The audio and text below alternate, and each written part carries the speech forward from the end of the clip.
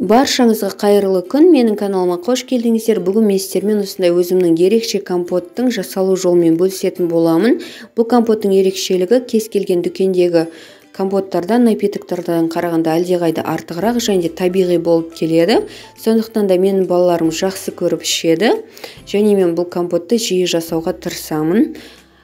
Ең алдымен мұнда керек заттар бізге қант, каркаде жапырақтары, алма, мандарин және лимон керек болады. Мандарин егер болмаса, қоспасаңыздар да болады. Егер болса, қосқандарыңыз әлдеқайда жақсырақ. Мұнда мен алманы жүрекшесінен тазартып, дәл видеодағыдай көлемде турап алдым. Лимонды осылай 4-ке бөлдім.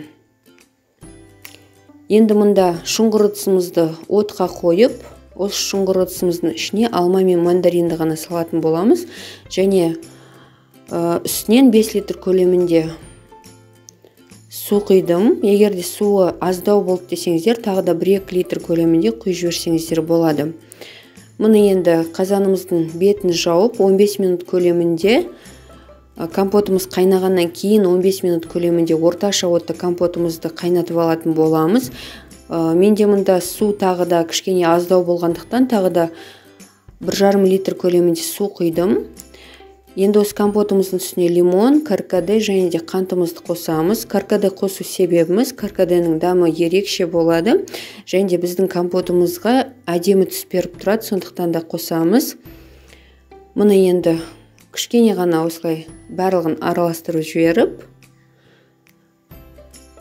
компоттың бетін жауып, тағы да 10 минут көлемінде орташа отта қайнатып алатын боламыз.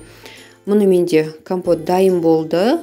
Дәл осы компотқа менде 25 минут көлемінде ғана уақыт кетті. Мұны осындай ерекше компот болып шықты. Бар жоғы 1 килограммдай заттан 6 литр көлемінде сок шықты. Менде ғана компот шықты. Өте керемет болып шығады. Сіздерге рецепт ұнаса міндетті түрде жасап көріңіздер. Сіздерге де 100% ұнайтын болады.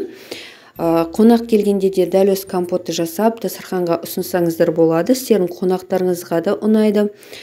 Мұны достар, егер сіздерге менің видеом пайдалы болса, менің каналыма жазылып кетіңіздер, лайк, комментарий қалдырыңыздар. Комментарийға сұрақтарыңыз болса қалдырыңыздар, мен міндетті түрде жауап беремін. Назарларыңызға рахмет.